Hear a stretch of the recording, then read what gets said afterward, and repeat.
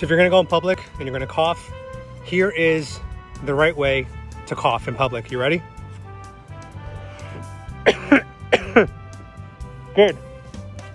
Here's another right way to cough in public. Good. Pretend you're wearing the shirt. I don't want to put it on right now. Here's another right way to cough in public. Pick the shirt up. Here's the wrong way how to cough in public. Run.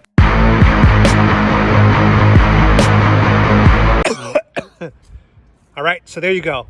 That's a clean illustration. The first three, you're making an effort to contain the cough. In the last one, you're making no effort. There should be punishment for that kind of cough.